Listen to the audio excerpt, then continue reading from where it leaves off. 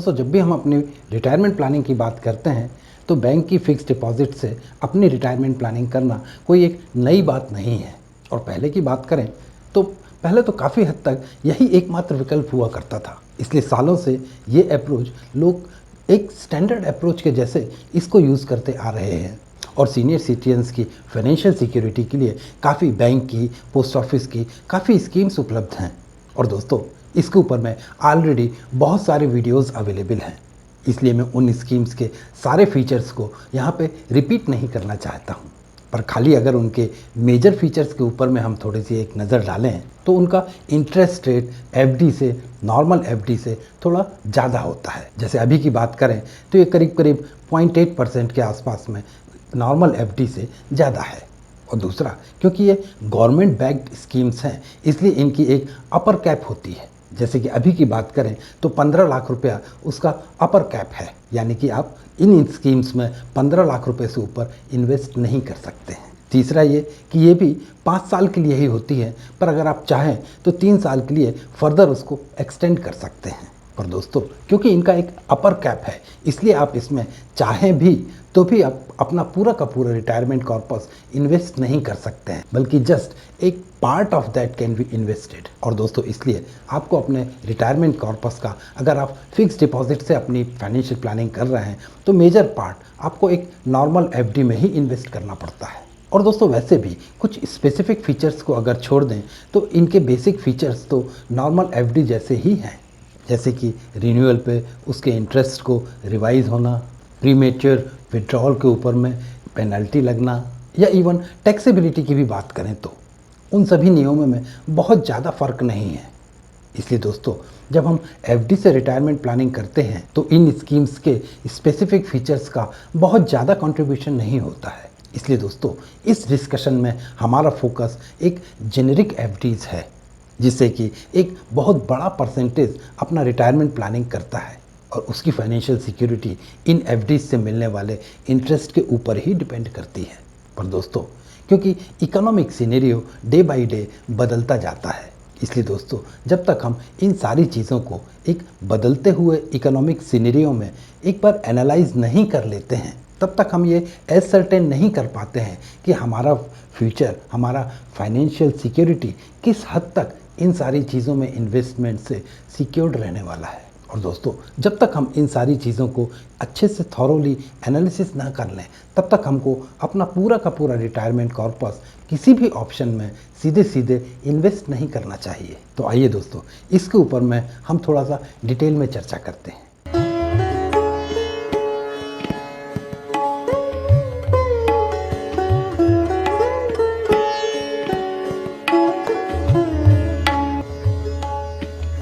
नमस्कार दोस्तों, मैं हूं आपका दोस्त मनीष वर्मा।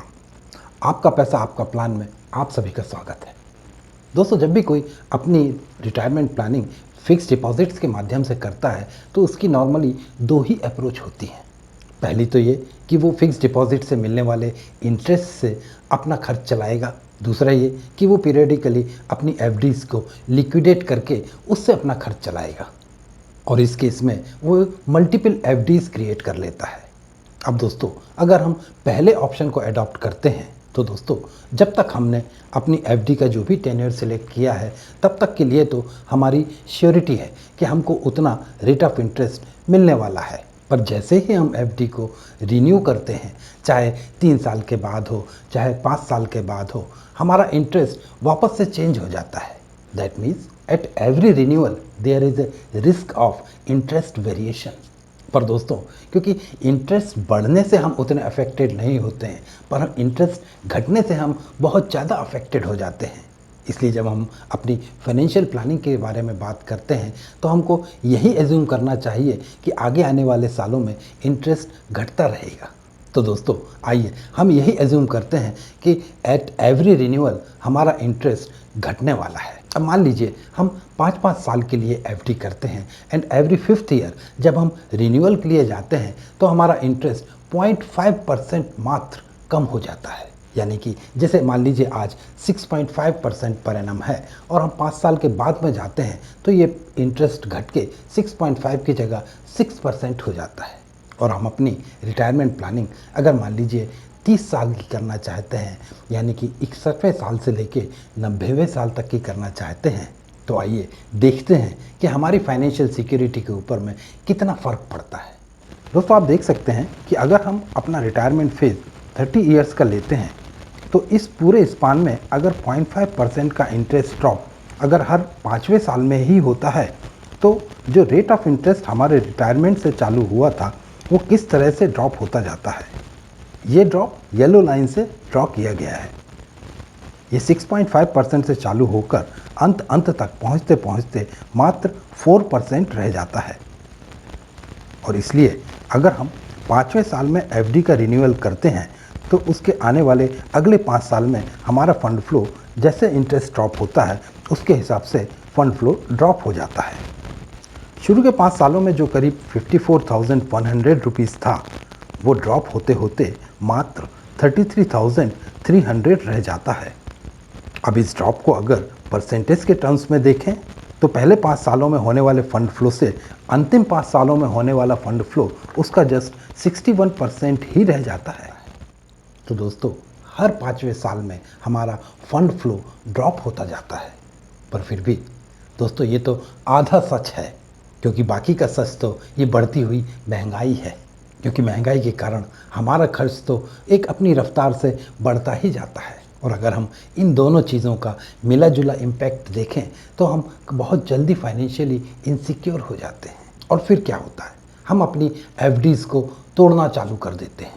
और फिर ये जो एक रेगुलर फंड फ्लो का जो एक फॉर्मूला था, वो अपना स्वरूप बदलने लगता है और ये चेंज होकर एज एंड व्हेन के मोड पे चला जाता है। यानी कि जब हमारी पैसे ख़त्म हो गए, जब हमको ज़रूरत पड़ी, तो हमने अपनी एक फिक्स डिपॉजिट्स को तोड़ दिया। यानी कि जब भी हमको अपने जो इंटरेस्ट मिल रहा है उससे अगर हमारे खर्च नहीं चल पा रहे हैं, तो फिर हम एफडीज़ को तोड़ना चालू कर देते हैं। और फिर दोस्तों, ये गाड़ी कब तक चलेगी कहना मुश्किल हो जाता है। कुछ यही चीज़ सेकंड ऑप्शन में भी होता है कि जो फर्स्ट ऑप्शन में हमको काम बाद में करना पड़ा था, वो काम हम शुरुआत से करना चालू कर देते हैं जब हम सेकंड ऑप्शन यानी कि मल्टीपल एफडीज़ क्रिएट करते हैं। क्योंकि दोस्तों, रिन्यूअल के समय रेट ऑफ इंटरेस्ट तो इनका भी ड्रॉप होगा। क्योंकि दोस्तों, कितनी भी एफडीज़ क्रिएट करें, अल्टीमेटली जो एक टेन्योर होता है 5 साल का, 3 साल का, ये तो फिक्स्ड है। आप कितनी भी एफडी क्रिएट करेंगे, मैक्सिमम टेन्योर तो आपको मान लीजिए 5 साल का ही मिलता है। इसलिए 5 साल के बाद में कितनी भी एफडी हो, रिन्यूअल तो करना ही पड़ेगा। और जब भी आप रिन्यूअल करेंगे, तो आपका अगर इंटरेस्ट में वेरिएशन होता है, तो वापस आपका इंटरेस्ट कम हो जाएगा। इसलिए आपकी मैच्योरिटी वैल्यू कम होती जाएगी। और जब महंगाई के कारण आपका एक्सपेंडिचर बढ़ेगा और इंटरेस्ट रेट कम होने से आपका फंड फ्लो कम हो जाएगा, तो दोस्तों, आपको अपनी मल्टीपल एफडीज़ जल्दी जल्दी एनकैश करना पड़ेंगी। और अगर आपने इस तरह के एस्पेक्ट्स को अपनी फाइनेंशियल प्लानिंग में बिल्डअप नहीं किए हैं, तो कुछ समय के बाद में फिर से आपको फाइनेंशियल इनसिक्योरिटी घेर लेगी। इसलिए दोस्तों, जब भी आप फिक्स डिपॉजिट से अपनी फाइनेंशियल प्लानिंग करते हैं, तब आपको इन सारे एस्पेक्ट्स को अपनी फाइनेंशियल प्लानिंग में बिल्टअप करना बहुत ज़रूरी होता है। अन्यथा ये सारी चीज़ें बाद में आपको एक सरप्राइज़ जैसी ही लगती हैं और फिर हम अपने आप को दोष देने की जगह एक गिरते हुए इंटरेस्ट को दोष देने लगते हैं। पर अगर आप इन सारे एस्पेक्ट्स को राइट फ्रॉम बिगिनिंग अपनी फाइनेंशियल प्लानिंग में बिल्डअप करेंगे, तो काफ़ी पॉसिबिलिटी है कि ये सारी चीज़ें आपको एक सरप्राइज़ के जैसा नहीं लगेगा और आपकी फाइनेंशियल प्लानिंग अच्छे से होगी, आप फाइनेंशियली सिक्योर्ड रहेंगे। तो दोस्तों, आज के लिए बस इतना ही। कैसा लगा हमारा आज का ये डिस्कशन, अपनी प्रतिक्रिया ज़रूर दीजिए। और अगर पसंद आया है तो आप मेरी चैनल को सब्सक्राइब भी ज़रूर कीजिए, जिससे कि इस तरह के इन टॉपिक्स पे आने वाले सारे डिस्कशंस में आप भी सम्मिलित हो सकें। तो दोस्तों, फिर मिलेंगे एक नए टॉपिक पे, एक नए डिस्कशन के साथ। तब तक के लिए नमस्कार, जय हिंद।